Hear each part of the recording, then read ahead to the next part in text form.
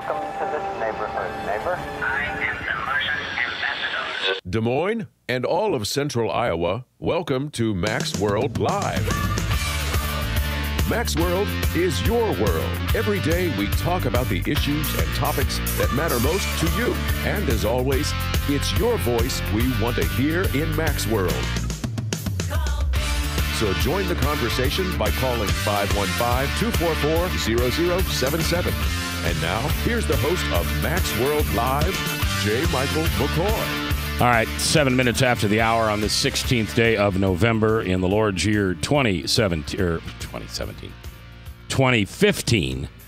I'm J. Michael McCoy, and this is Monday. So we're Recovery Monday, RestoringHopeLive.com. I wished you was right, 2017. Then we wouldn't have a certain president in office. Yeah, well, we're not going to talk politics anymore today. We're gonna talk about Jesus, and we're going to talk about how he transforms lives of all kinds. And I want to introduce you to Dale. Now, this is how God works in my life. I don't know if he works in your life this way. I know he works in Jill King's life this way. So I have this person who takes care of my eyes and my eyeglasses. And I've had this same person since 1978. And about 6 months ago, that person moved out of that industry. So I had to find a new eyeglass person. So I found, can I say her name? Absolutely. I found this incredible woman by the name of Penny.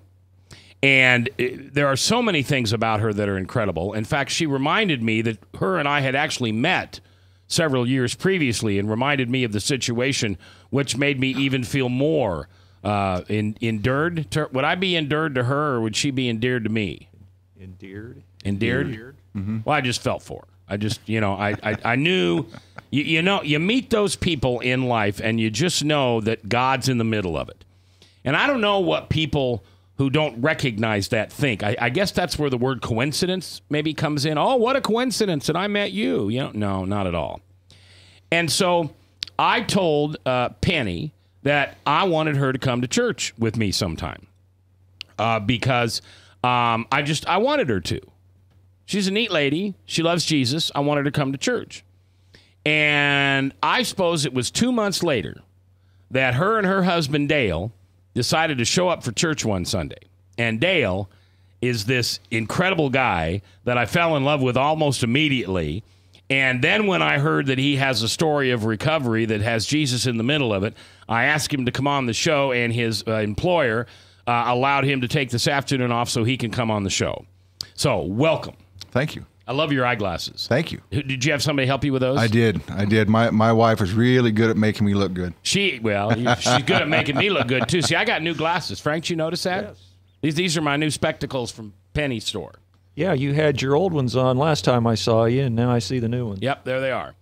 All right, so we want to tell your story, and here's why we do this, Dale.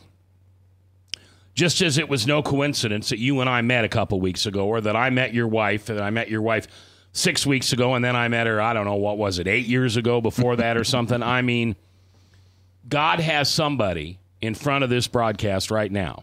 Maybe it's not live. Maybe the person that needs to hear this message, God can't maneuver into in front of a radio or a webcast live. But now they're listening to this on podcast. Because not to scare you, and I don't think it will, but this will go on forever. This podcast will be stored in a cloud on YouTube, and it'll be available for anybody forever at no cost. So that means when I'm playing a harp on a cloud, You'll be able to hear it. That's right. That's right. What is the cloud anyway? Yeah, the cloud. That's right. And so whether it's somebody today or whether it is somebody a year from now, something you say that you have no idea that you even said it. God knows you're going to say it because he placed it on your heart. Somebody's going to hear something that they needed to hear. That was just what they needed to hear. And whether we ever know that person or not, you, through God, will have made an incredible difference in somebody's life. Luckily, we've had some of those stories shared with us over the years about how it makes a difference in somebody's life. I want to tell you one that I love to tell. So, a friend of mine many years ago, no, I'm not going to say his name, but a friend of mine many years ago committed suicide. And he had just gotten married about 6 months earlier and had a blended family. So his kids from a different marriage and her kids from a different marriage, they were all together. And it was, by anyone, including myself, one happy union. Talk about two people that deserved each other. My guess is you and Penny deserve each other. You've been through a tough life and you find each other and you're wonderful for each other. You got to see them. They hold hands and everything. They're like kids. So my friend committed suicide, and about 3 or 4 weeks after he committed suicide, it was about this time of the year because it was about Thanksgiving, I asked her to come on the air, and we talked about it. And she allowed me to ask her tough questions, and she was honest enough to answer them. And in the last 8 minutes, which we'll have today, but I won't make you do this, I turned on the microphone, and I said, I'm going to leave the room, and I want you to talk to your husband who just killed himself. And I want you to tell him how you're feeling. And there are no holes barred. When you want to say you're done, you can walk out. If the time's not up, I'll come in and finish it. I just want you to have that moment. The next 8 minutes was some of the best radio I've ever heard in my life. She gave it to him. Hardcore. Yeah, there was some I love you and I miss you, but there was also you, Jack, you know. We're done at the broadcast, 4 o'clock. I'm driving home, and my phone rings.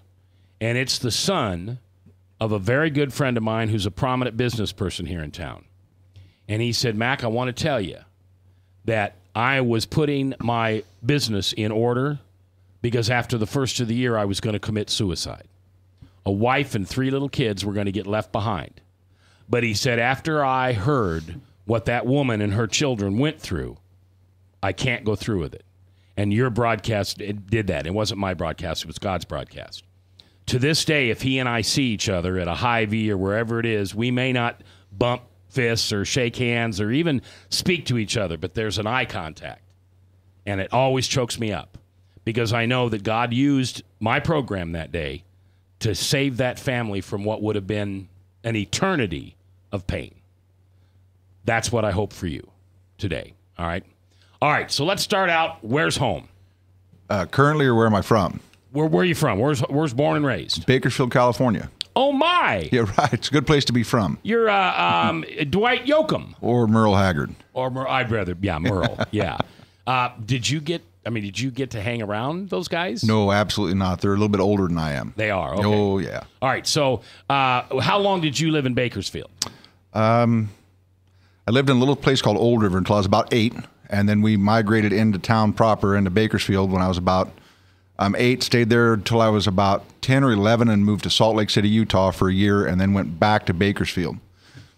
And so I was there until I was, except for that 1 year, probably till I was 19. Okay. Mm-hmm. Was your father employed somehow that you had to move around? My stepdad, yeah, he was sold oil field tools. Okay. And so when his job said, hey, we've got the perfect thing for you, and it involves you moving to Salt Lake City, Utah, he said, that'd be great, let's do that. And they informed him that it's a sure thing, it would never go away, and within a year it had gone away. And so we were back on a train to Bakersfield. All right. What was your drug of choice, alcohol of choice, whatever? What was your demon? All of them. Everything. Yeah. All right. When did you first try whatever it was you first tried? It was about 7 or 8. Okay. Was it marijuana? Absolutely. All right. And was it just fluid in your community? No, it was a trick. My one of my older brothers got me gave me some, and I told him if he didn't continue to give it to me, I'd tell my mom, and everybody's scared of their mom if they're smart. Yeah. So he kept giving it to you. Yeah. Do you remember that feeling? I do. Anything. Some people say that they know that they're going to have a bad life with that thing or with whatever substance it is early. That wasn't the case for me. It made me feel other than Dale is probably the easiest way to settle it in without a lot of detail. You know, anything that made me feel other than me, made me feel okay in my skin, or made me feel like I fit in better. I don't know that I could put all that together at 7 or 8, but as I got older, that was the case. That's where it headed. Absolutely.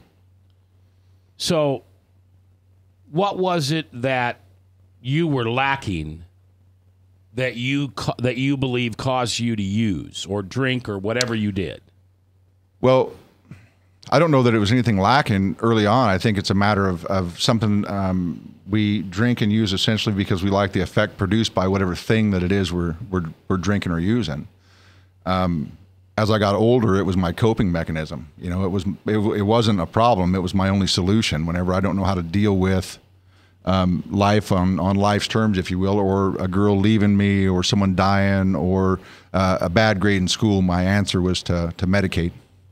Did you have any kind of identity issues when you was a kid? Did you feel comfortable at home? Was home life good? Actually, my parents back in the 70s on through the 80s would probably be considered middle class, upper middle class back then. I don't know about now. My mom had no problem about spanking me or disciplining me. My stepdad was a stand-away father. He was pretty easy to, if my mom and I got in any kind of altercation, he was quick to step away and not be involved. So my home life was all right. But did you feel loved and wanted? Oh, absolutely. Absolutely. Where was Dad? My father was my mom and dad divorced when I was 3. Okay. Due to his alcoholism. Do you ever get to see him? Or? I do not. He's passed away, Okay. and has my mother. Oh, okay. Stepdad alive, or he's passed away too? I believe he's alive, but I haven't spoken to him in years and years and years. Well, maybe this will be the thing that you'll maybe be able to start out with him. All right, we're going to take our first break. When we come back, marijuana, feeling normal. Sounds normal, right? I mean, just my story, you know. But what happens? At some point, it goes bad. We'll talk to Dale about this live as we come back here on The Truth. A father who is headed toward another heart attack. A woman who struggles daily with diabetes and her memory. A boy whose headaches keep him out of school. A mother who one morning discovers a lump. A girl whose condition defies diagnosis. You come to us because you need answers, but you also need more. You need understanding of what you're going through. You need comfort. You need to be treated as an individual, not a condition. You need to be included in your own care. You are the point of everything we do.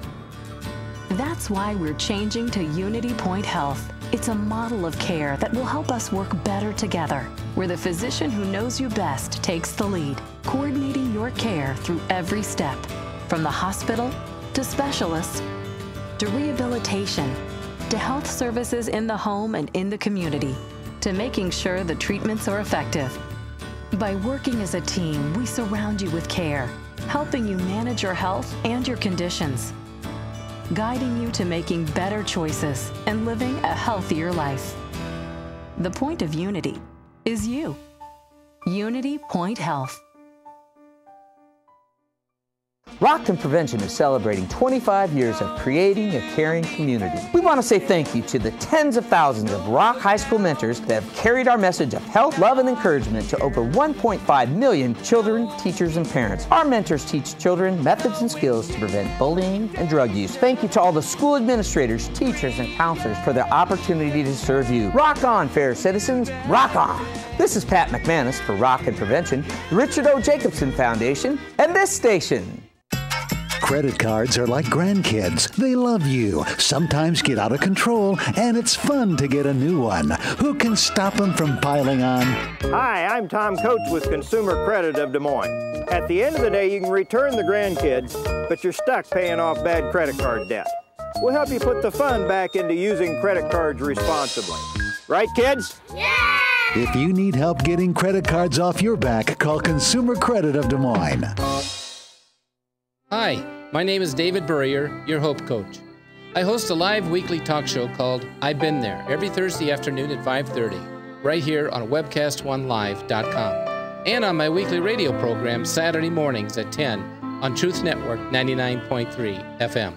I interview common everyday people who have survived incredible life challenges and who testify to God's faithfulness in the midst of their storms. So join me as we bring a message of hope and encouragement. Everybody needs hope. I know, because I've been there.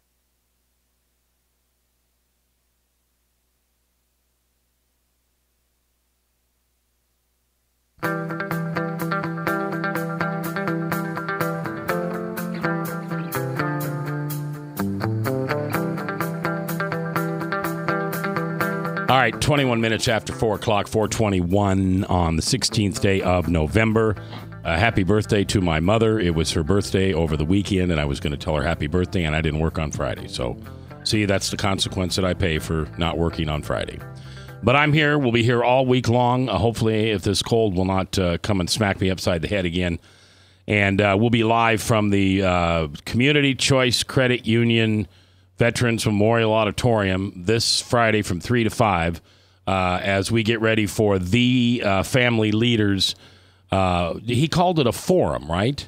Yeah. It's just not. It's not a debate. It's just sitting around talking with the different candidates. Correct. With Frank Luntz. They're going to sit around a table, all of them. All right. See, Frank, maybe one day you could do that. Yeah. Well, when he was saying Frank, I was thinking it was. You were thinking it was Frank? Yeah, I didn't go there at all. All right, let's welcome. And Ryan's producing today, so thank you. My guest today for Restoring Hope Live is Dale C. How many years sobriety do you have? Over 11. If I don't do anything mind-altering or mood-altering between now and January 17th, I'll be clean and sober for 12 years. During that time, did you ever go back out for more research? No. So whatever happened to cause you to get sober, it stuck. This wasn't my first try, if that's what you're asking. Okay. I had strung together about 9 months of continuous sobriety at one point, and my dad was diagnosed with pancreatic cancer. And, unless you replace the substance with something of substance, you don't really stand a chance. Right. If you don't have that spiritual defense, you're not going to really be in a place of to ward off whatever comes at you. So him being diagnosed with cancer and then dying was the excuse I needed to go back out. So you were angry. Oh boy, mad at God. Yeah. Yeah. Why did you take my dad? Very furious. Yeah. All right, so let's go back. Bakersfield, California. You moved a year in Salt Lake City. You must have loved hanging around the Mormons. Mm-mm. I bet not. I'm just a kid. I don't know any different at that point. We all wear jeans and shoes, so it was okay. Yeah. And then when did you get to Central Iowa? I moved out here in January of 2004. All right, so between that time of Bakersfield, California, and 2004, what was your life like? It wasn't very productive. I started getting in trouble young. I'd say 13, 14 years old, being in trouble with juvenile authorities up until I was probably 18 years old, and I acquired a DUI, is what we called them out there, driving under the influence. And I couldn't walk, so I don't know what made me think I could drive, but I tried that. And I lost my license for a moment of time, and by the time that all that went away, I got in some serious trouble at one point when I was 19, and from the time that I was 19 until I was 28, I was incarcerated. Whenever I got out in 1998, I moved to, I was released to Reno, Nevada, which is another good place to be from, and I lived out there until 2004. In the meantime of being out on supervised release, what had happened is I picked up 4 dirty UAs because I couldn't manage not to drink and use. And our mind tells us, this has always worked, even though it's bad and injurious and doesn't really produce anything of worth. We always go back to that, and I don't have the corner of the market on misery or pain because of my choices. I mean, you can sit in your living room and feel just as miserable as I did going through the life I picked, but we always go back to the thing that we think has worked in the past. So a few days left on paper, and I dropped my 4th dirty UA, and they arrested me with 6 days left, and with 5 days left, they sentenced me to 10 months. Not knowing how to ask for help, and more importantly, not knowing how to receive it. Yeah. A lot of fear and trepidation goes along with trying to ask for help and not feel like you look weak or feel weak for asking. Sure. Did that prison experience or probation, do you feel like it sets you up for failure or sets you up for success? Because you talked about the UAs, and I think sometimes, depending on who you have for an officer, sometimes they set you up for failure. Did you feel it one way or the other? No, I made conscious choices. Okay. Conscious choices, and You know, the probation officer that I had was pretty adamant about do right, you know, stay out of trouble. And I remember asking him whenever I got my my last violation, I said, hey, do I need to contact you whenever I get out? And he said, no, you need to leave me alone. You know? And we make decisions. The short answer to the prison thing or the incarcerated thing, I think the only reason that people use that as I can't do something is because they don't want to. You know, my experience tells me that whenever I got sober, when I moved to Iowa, my brother said, you know, it's going to be pretty tough for you to find a job. You know, I look like I look, and I'm tattooed, and my disposition back then especially wasn't that good. Yeah, and let's just stop for a minute because this is radio. You are 6'5"? 6'2", 6'2", 293 pounds. Okay. And what I would call a Marine haircut on top. Big old long, probably growing at 6-year bushy red beard. Or a year, but yeah, I've had a beard for 3. I've been trying to grow it long for the last year, so. Yeah. And he just doesn't look like, I mean, I'm not intimidated by guys like Dale because I've been around him all my life. Now, that really didn't sound right. Did that sound bad? I'm sorry. I didn't mean that way. Yeah, but he kind of looks like he should be riding a Harley. He kind of, and he does. He has Harley. He kind of looks like he ought to be a prospect for a biker club, but yeah, no, thank you. But so anyway, just as you described, you are a big, tough. You're the guy I want behind me when I decide to pick a fight. I've always looked like the guy that would do something. I'm kind of soft, to tell you the truth. Are you? Yeah. Yeah. Yeah. You can ask any of the men in my life, or my wife, or my son. He would say that I'm kind of a jerk at times, but I think we all are. Sure. Looking the way that I look has saved me from lots of confrontation. Yeah. I know that through the last, I don't know, probably 6 years, especially, between my employer and my wife and a God of my understanding and prayer and actually wanting to do something different, I'm less angry. You know, I don't let the small things bother me, and it's really important. You don't major in the minors anymore. No, there's too much big stuff going on in lives and around us for me to get too wrapped up in little things. How old is your son? He's 27. Does he live here in town? He does. He does. Okay, he does. good. He's my stepson, but he's my son. It's okay. He's your son. Yeah, he's my son. Yeah, all right. Now, you moved to Iowa in 2004. Yep. And is that the point in which you decided to get sober? I came out here because my brother, my older brother, lives here in Winterset, and I came out here because he was sober. Okay. And it was somebody that I knew and could recognize, and I thought, man, if that guy can get it, certainly I can. Is he the same guy that gave you pot and alcohol when you were little? Absolutely. He's the same guy that told my mom whenever she was dying that he would take care of me. Okay. Yep. Oh. And so he did that. He did that. Yeah, right. and not so much the enabler. We moved out here, and after about 3 months, or I don't even know if it was quite 3 months. My early sobriety is still kind of blurry, but we lived with him long enough for him to come to me and say, hey, I hope you've been doing everything you said because Friday you need to move. Okay. You know, and luckily for us, we had been. So, and it's really important that looking back and putting that into perspective for me, that he wasn't enabling me. He's, okay, great, you can stay here until as long as you want. No. Yeah. You know, you need to be grown and make some decisions. Now, when you say we, you and your son? Nope, me and my ex-wife. And your son? Nope. No, he was grown up at that point. Well, it's actually Penny's son. So whenever I married Penny, he became my stepson. Okay, so that's the one you say is your son? Yes. Okay, you and Penny don't have kids together? We do not. Okay. Dale is his name. 12 years sober in January, if the good Lord allows him to. Right. He's telling his story on Restoring Hope Live. So what kind of heck did you raise in between the point you graduated from high school and to the point where you moved to Iowa in 2004? And you said you were a softie. Well, true. But I like I say, my solution to life's problems was drinking, you know, and mind-altering whatever. And I went through periods of time where I did harder narcotics and drank and womanized and was abusive to people, a user of people and taker of things, a friend of mine likes to say. And I'm going to write that down. A user of people and a taker of things. Okay, go ahead. Yep.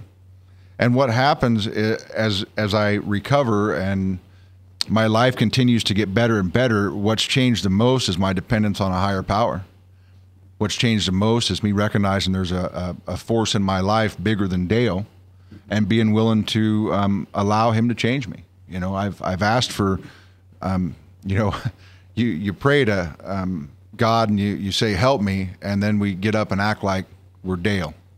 You know, we don't act like we've just asked for help, you know, and so that's the thing that has changed the most in my life. And the heck that I raised was lots and lots. It's said that transformation happens from the inside out. Do you feel you've been transformed from the inside out as opposed to the outside in? I believe that I spent the first half of my recovery trying to paint the outside of my house. Right. You know, and you can't, I heard someone, I wish I had the corner of the market on cool sayings, but I don't. I heard someone share that at one time in conversation. We spend our time painting the outside of our house, and we want people to think that we have our things together. You know, the doormat looks good, the light out on the front porch works, and everything looks squared away. Yeah. And the truth is, the inside, there's holes in the wall, the paint's peeling, there's stains on the rug. Absolutely. You know, and the second half of my sobriety, I've concentrated more on the inside out.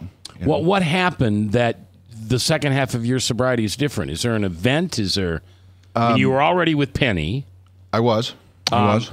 So what happened, or do you know? I got tired of looking in the mirror and not being able to look myself in the eye. Okay. You know, I've been gainfully employed at the same place for almost 10 years, 9 years and a couple, 9 years and 4 months. Hey, I don't think I can have that. Right. I don't. I don't think I've ever worked any place 10 years. Well, me either until now. Yeah. You know, I don't know that I had a job any longer than a few months. You know, and that's not everybody's deal. Some people can drink and use and do that thing on the weekends and function. My dad did that. You know, he had a decent job and was a decent man, a poor father, until I was old enough to hear some of his isms. You know, he had some good stuff to say. But I think what happened is between my employer, my wife told me at one point, look, you can't act that way. You're going to run me off. You know, and my desire to be with my best friend is bigger than, I mean, it made me afraid. At one point, she even left. You know, and you leave me alone for just long enough, and I'll find some things that I could have done different. You know, and so today, my wife and I have a really good relationship. At work, you can say things to people. In the last almost 10 years, I've worked my way up into middle management where I'm employed, and you can have conversation with people and say things to people on a professional level. And I wasn't really doing that, you know, and the company gave me the opportunity to fix that, you know. So what happened is the life around me started to change, and the dynamic of how I spoke to people needed to change. I'm 6'2", 293 pounds. I'm kind of looming. Yes. You know, my voice is like yours. It's big and boomy. Yeah. You know, and if people aren't looking me in the eye, they can't tell that I didn't mean to hurt your feelings. You know, I didn't mean to offend you. So it's made me have to learn to be really conscious about the things I say and do. My wife used to tell me, Dale, and then we'll take a break. My wife used to tell me that my words were powerful. And I didn't realize that because words are a commodity to me. I put them out there all day long. And she one day, I'll never forget it, in our bedrooms, very upset with me. She said, your words are powerful. And that was the beginning of me changing some things. All right, we're going to take a break, come back to the rest of the story with Dale C. live on Restoring Hope Live.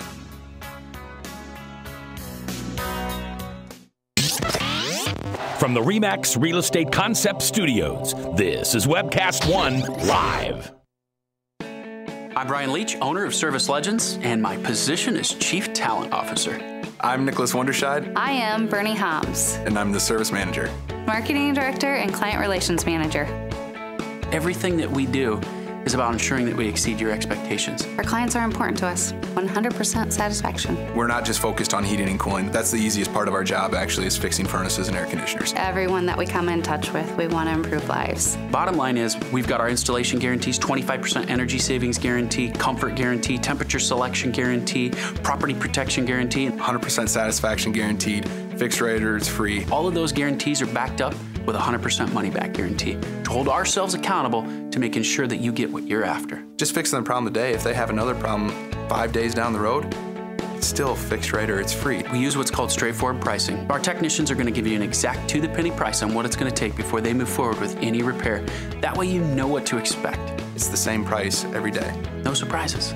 If you get off work at 5 o'clock in the afternoon, you come home, you realize that, oh, my furnace is broken. Now you need to call somebody out that night. You shouldn't have to pay more for that. We're guaranteeing service 24/7. We run afternoons, evenings, nights, weekends. We're staffed to work that. Phone rings at 3 in the morning. You'll get one of our representatives answering the phone every time. We're not sending you out to Timbuktu in some call center. It's our Service Legend team members, our mission control team. I'll take a call anytime. And then they answer the phones the same way during the day as they do at night. It's a great day at your service company. How can we make you smile? That's the only way to provide true 24-hour service. When you're able to let somebody actually live in their home safely when they weren't able to do that before, where they don't have to stay up at night and worry about, is the heat going to come back on? Are we going to freeze the pipes? Is the baby in the room next door going to be sick because they got too cold? When you're able to help somebody overcome challenges like that, that's impacting a life. That makes a difference. I get goosebumps thinking about it. I love the team. I love the people that I work with. We have fun, but we work hard. I call them my ambassadors of legendary service. If you could just envision what that is, that's who we're sending to your home. They literally will call in, pick up the phone and call and say, hey, I want to talk to your manager. And I get on the phone, they're like, that technician that was at my house was the greatest technician ever. That's cool to me. We want to brighten people's days. Every person that we have going into the house has gone through an extensive background check. Drug testing, we have a very thorough interview process that 1 out of 140 people make it through. If we promise you something, that's what you're going to get, no matter what. We're here when you need us to protect the safety and comfort of your family. If you're not happy, we're gonna make it right. If we're willing to put 100% money back guarantee on what we do, what type of work do you think we do? Give us a call. We're there for you 24/7, 365 days a year. Enough said.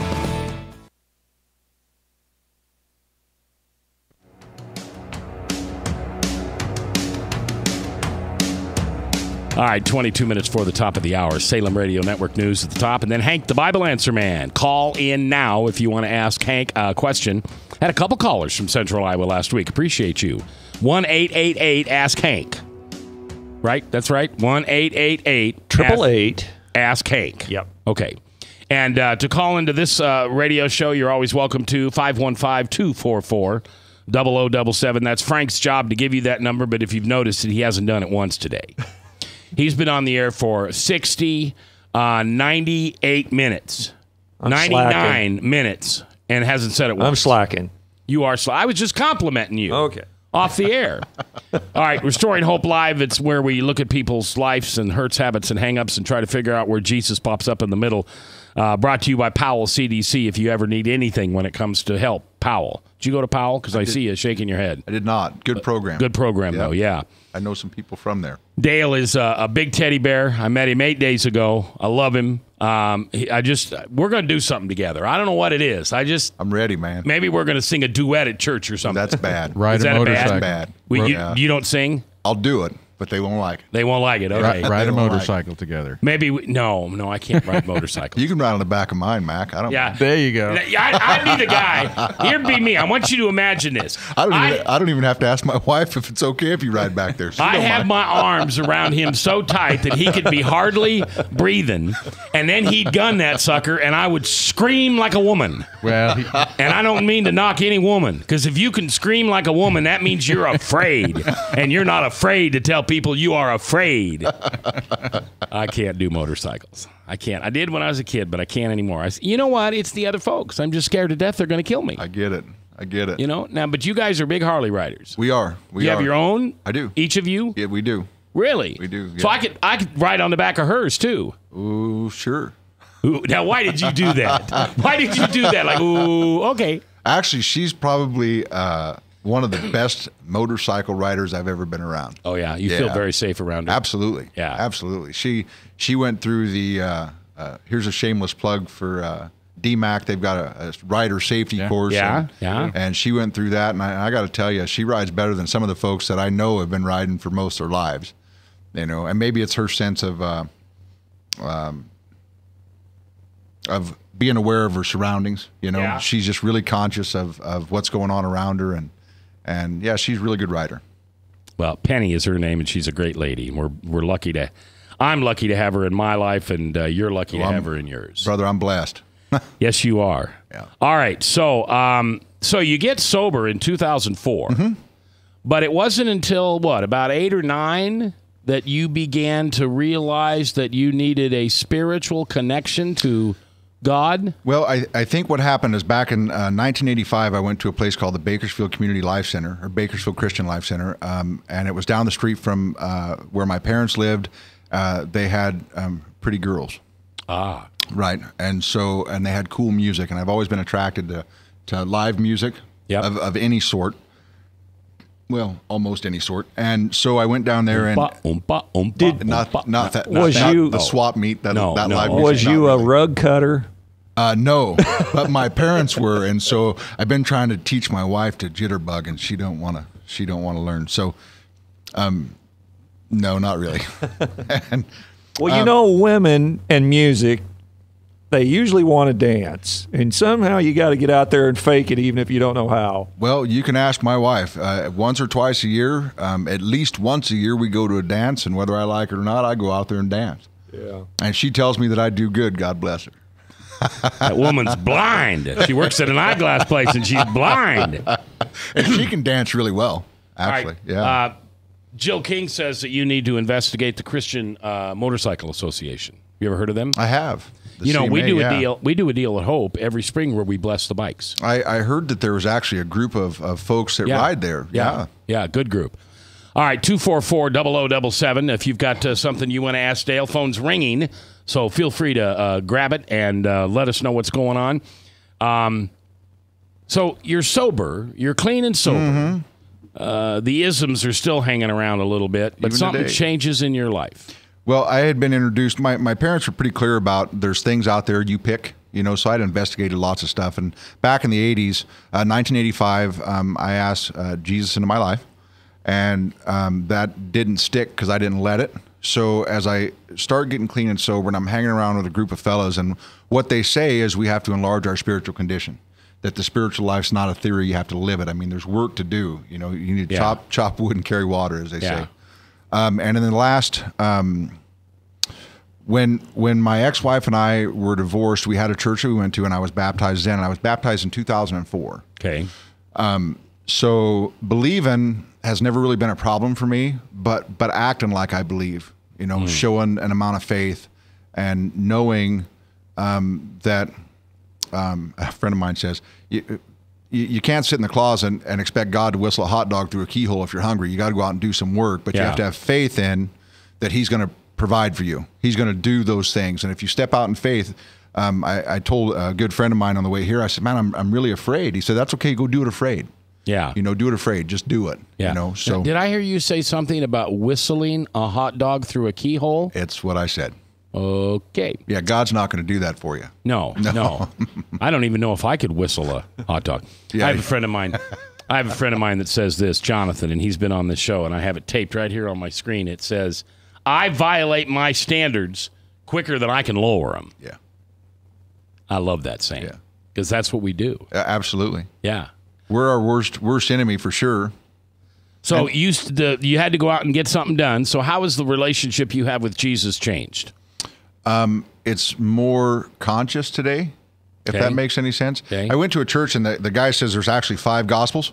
There's Matthew, Mark, Luke, John, and the pastor said, and most people don't read the first 4. The pastor said. Right. There you go. So I think that it's really important that in order for me to grow a relationship with Mac, we need to communicate. We sit down, we break bread together, we talk together, we get to know each other, and we become close, we become friends. That's the same thing with Jesus. Is that prayer? Absolutely. Now, Absolutely. How many marital relationships would make it if the husband and wife never talked? None. So how do we expect this relationship between Christ and us to succeed if we don't talk? I think Paul said to prayer without ceasing, right? Isn't that what he said? Something like that? Yep. And I start my day with prayer, and I spot check throughout the day with prayer. Usually it's if I'm disturbed. Sure. I don't want to have to say, Mac, I apologize for that. I don't want to have to do that. Yeah. But it is a lot easier to eat crow when it's fresh. Yeah, young and tender. Yeah, young and tender. Yeah, absolutely. And I find that it's easier we're human, so we make mistakes. It's easier for me to say, I apologize for that, but you need to keep in mind that an apology is only as good as the action taken to prevent that thing, whatever it is, from happening again. Right. So no marriages survive without communication, for sure. That's the thing that's changed the most in my life with my wife, as we communicate on all levels about everything. And it's the same with my relationship with Jesus. Dale C. is his name. He's here for Restoring Hope Live, 12 years sober this coming January. So we're at 11 years. You know how many days? No, I don't count that close. I'm at 2017 days. There's an app for that. I got it. I do not. You do not? Actually, I probably do. Oh, yeah. Hold on. I got it right here. Wait a minute. I already told you. No, but I think I've got it. I can't possibly look at my app and know your sobriety date, but hold on a minute. Right, and I can't look at my app and know your sobriety date. 2017. 4,322 days. Shoot. 103. Oh, no. 103,720 hours. Yeah. Huh? Yeah. 11.83 years. 141.98 months. It's interesting because when I first decided to put the plug in the jug, I didn't have a low bottom. I just was sick and tired of being sick and tired. Sure. Kind of like you. Sure. And my sponsor, my problem was that I couldn't sleep. So I drink to sleep. And I drink a little bit more and a little bit more. And basically, I'd black out at about 9:30, 10 o'clock every night. But then I'd wake up and I'd be fine. I wouldn't drink in the morning. I wouldn't drink at noon. Wouldn't drink in the afternoon. I never, ever, you know what never means? Never came on the air under the influence of alcohol in 40-some years. But I couldn't sleep. So my sponsor says, okay, here's the deal. You can drink after midnight, but you got to go to bed by 11 o'clock. Perfect. So I literally counted the nights that I had gone without drinking. Sure. And I didn't have the app for the first. They didn't have those phones. We're coming back. Yeah. A father who is headed toward another heart attack. A woman who struggles daily with diabetes and her memory. A boy whose headaches keep him out of school. A mother who one morning discovers a lump. A girl whose condition defies diagnosis. You come to us because you need answers, but you also need more. You need understanding of what you're going through. You need comfort. You need to be treated as an individual, not a condition. You need to be included in your own care. You are the point of everything we do. That's why we're changing to Unity Point Health. It's a model of care that will help us work better together, where the physician who knows you best takes the lead, coordinating your care through every step, from the hospital to specialists to rehabilitation to health services in the home and in the community, to making sure the treatments are effective. By working as a team, we surround you with care, helping you manage your health and your conditions, guiding you to making better choices and living a healthier life. The point of Unity is you. Unity Point Health. Credit cards are like grandkids. They love you, sometimes get out of control, and it's fun to get a new one. Who can stop them from piling on? Hi, I'm Tom Coates with Consumer Credit of Des Moines. At the end of the day, you can give these grandkids back, but you're stuck paying off bad credit card debt. We can help you put the fun back into using credit cards responsibly. Right, kids? Yeah! If you need help getting credit cards off your back, call Consumer Credit of Des Moines. From the RE/MAX Real Estate Concept Studios, this is Webcast 1 Live.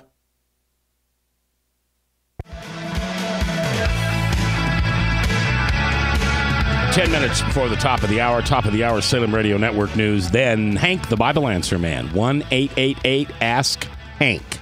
Don't ask me what those numbers are. I don't know. You'll just have to look at your deal and go ASKHA. Anyway, 1-888-ASK-HANK. My special guest today is Dale C. He has 11 years sobriety. Will come up on 12 years in January. What did you say? It was 4,700 and some days, something like that? You're going to make me look at the app. I don't even have to do that. I know it was twice what I have, and I have 2017. 4,322 days. Yeah. In a row. In a row. In a row. Yeah, Nights, in a row. Nights, weekends, If and we holidays. didn't have to have them in a row, man, I'd have like 55 years. No, I wouldn't. Right. I heard a guy say that one time. He said that I stayed sober one time for 12 years, and then I went in the 7th grade. Well, didn't Mark Twain say something about he quit smoking 1,000 times? Yeah. Never really stopped. Right. Well, and I've always heard that in prison, alcohol, drugs, and all that is so available that you can't just assume that if somebody's been in prison, they've been clean. It was the good stuff too.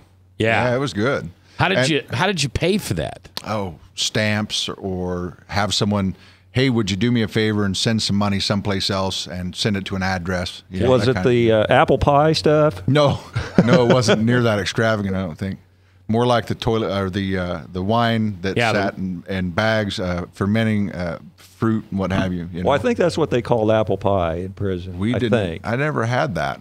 But we made toilet wine. Toilet wine, Yeah. right? Yeah. We made wine out of oranges that tastes like a screwdriver. Now, when you first got to prison, were you thinking you were going to be the big dog on campus? Absolutely not. You were scared. Absolutely afraid. And that's still the case today. You know, when we take away the things that make us bold, you know, they say liquid courage or whatever. We take away our group of friends that make us bold, and what we're left with is ourselves. Did you ever have a point while you was in prison that you had a decision to make to be a lifer by committing something in the joint, or I want the heck out of here? Because a lot of inmates, they come to that, like when you get punked or something happens to you in prison, you got to retaliate, and if you don't, Did we cover the fact that I'm 6'2" and weigh 293 pounds? Yeah, I was going to say. All right. So the short version is no. I think that God carried me through my incarceration. I didn't seek God's face in prison. What I sought to do was drink as much as I could and use as much as I could and not get myself killed for not paying people. I think I was carried through that because there's always violence and always things going on in those places, and I was just never involved in anything big or bad. You know, I just wasn't. Never a gang member, never any of those things. And I wanted to go home. You know. Yeah. And in the process of all that, my mom's diagnosed with cancer and dies while I'm inside, and now where am I going to go? You know, I was 19 when I got in trouble, and the only home I really ever had. I remember my mom telling me, son, you can do whatever you want. You just won't do it here. And I showed her I went right to prison. That'll teach her, right? Do you do any ministry inside prisons? Absolutely. Do you? Absolutely. Why is that important? I think that I had a guy say one time, you know, why would I go into the jails and the prisons? I've never been in jail or prison. And in that conversation, the answer was, you're going in there as a person who's recovering from alcoholism or from drug addiction or whatever. Those guys know how to get in trouble. Take them some hope. Well, Scripture tells us not to forget the prisoners, right? Not to forget the widows and the orphans, right? No, Ryan, we're not going to use that song today. So my guest today is Dale C. 11 years sobriety. 6'2", 293 pounds, one big monster. Oh yeah, 4,322 days. Good.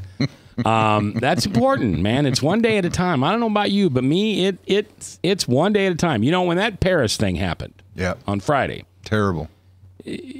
People ask me, do you ever think about drinking? Do you ever think about drinking? No, I really don't.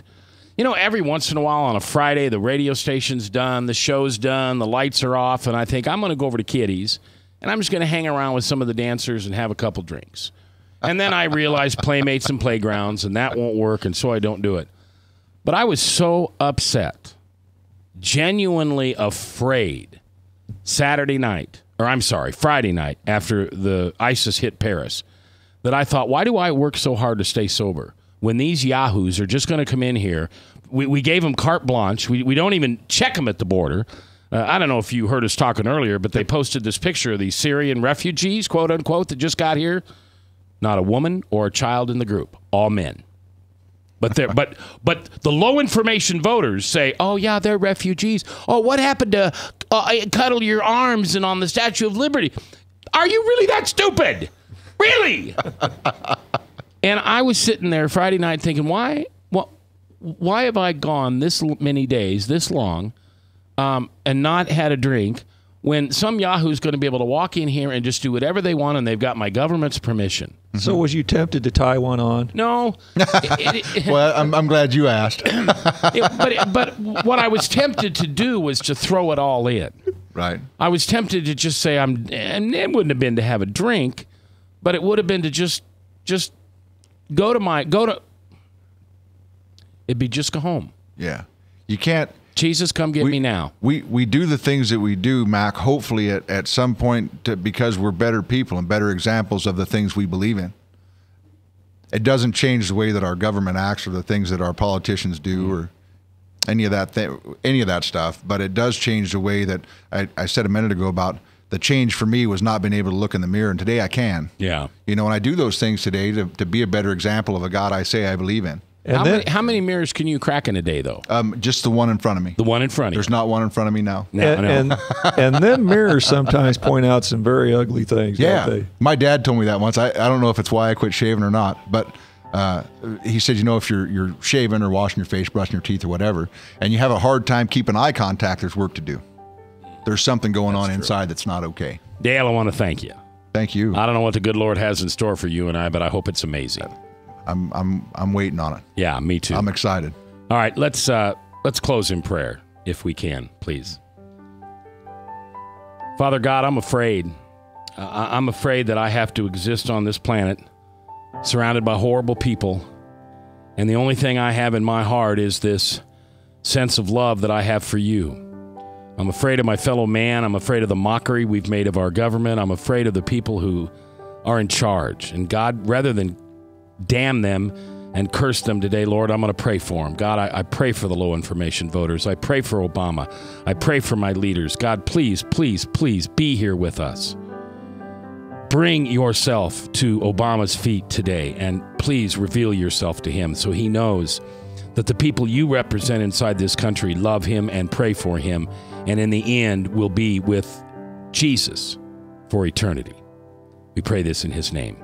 Amen.